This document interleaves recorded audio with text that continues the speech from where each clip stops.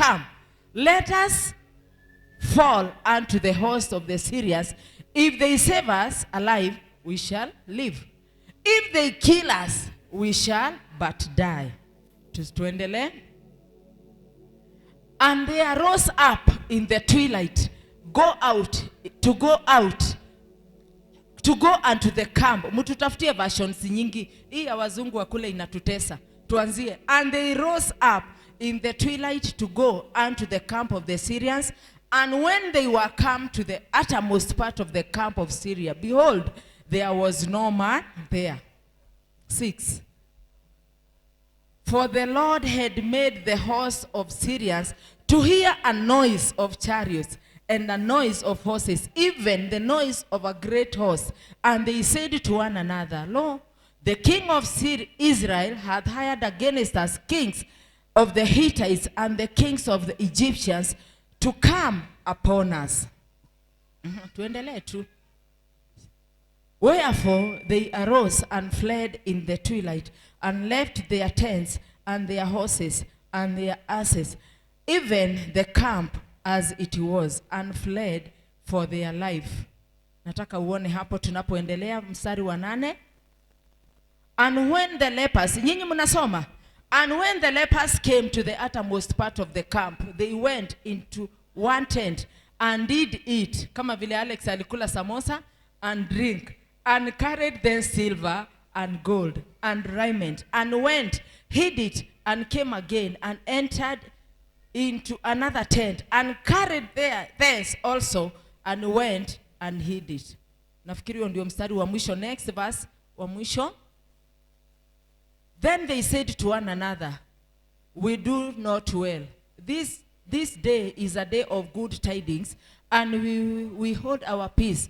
If we tarry till the morning light, some mischief will come upon us. Now therefore come, that we may go and tell the king's household.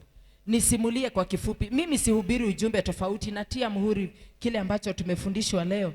Kumaanisha ya kwamba ukombozi mwingine ni mtu mwenyewe hujifanyia. Bible inasema katika lango la Samaria kulikuwa na wanaukoma wangapi? 4. Wakiwa katika lile lango, wote, kumbuka wote ni wanaukoma. Kwa hivyo hakuna wakusaidia mwingine. Wote wako na njaa, wote wako na ukoma.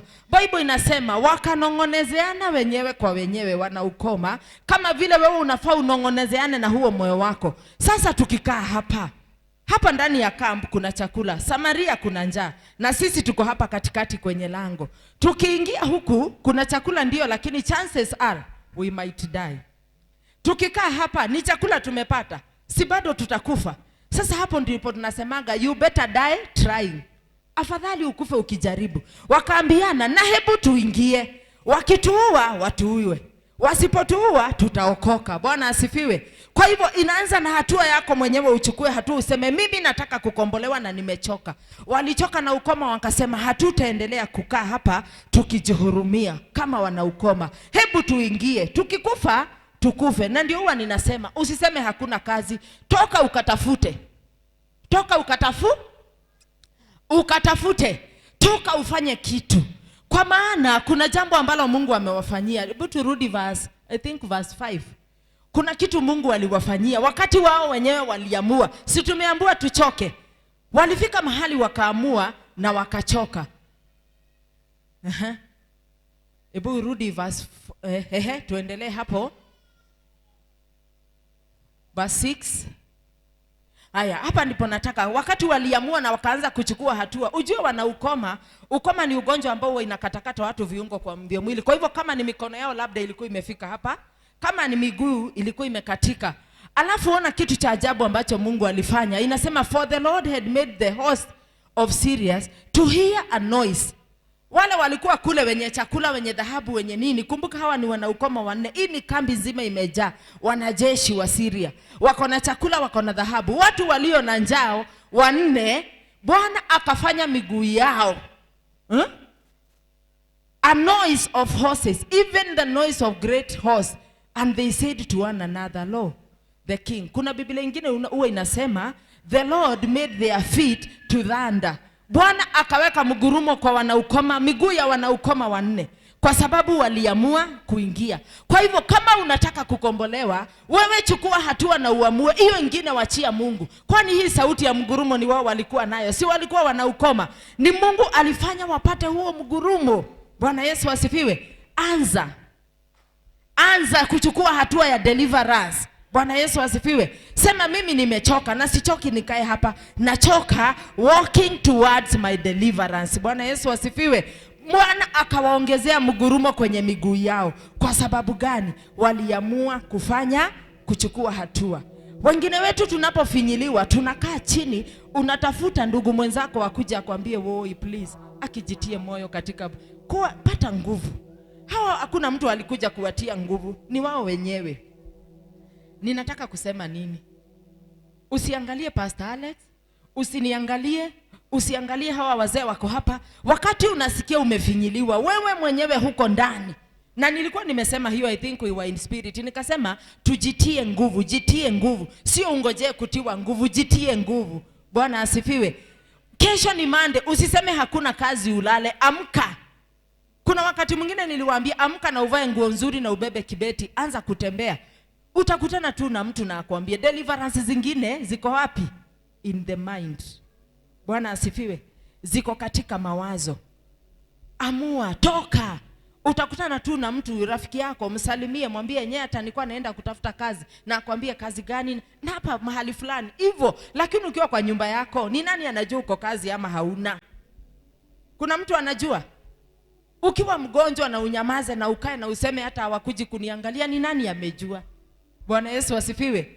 Unaamka unajitingisha. Mimi hiyo kitu wewe inanisaidia. Na sitaki kuwachokesha. Na hata mimi niko na wimbo kidogo tu, lakini nitawatafsiria. Uliimbwa na mwimbaji mmoja wale wa kitambo, anaitwa Lois Kim. Akasema hebu toka tu mimi sitaki kukaa katika hii hema ya kujihurumia na kujidharau na kujidunisha. Nitatoka nje nitazame, nione, nihesabu nyota zangu kama Ibrahimu. Nani anajua huo wimbo?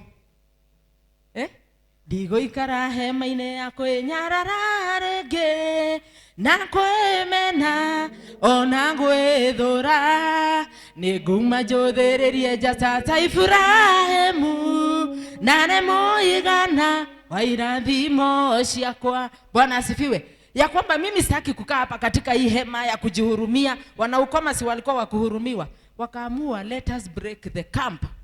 Situvunje hema siku ya leo katika jina la Yesu.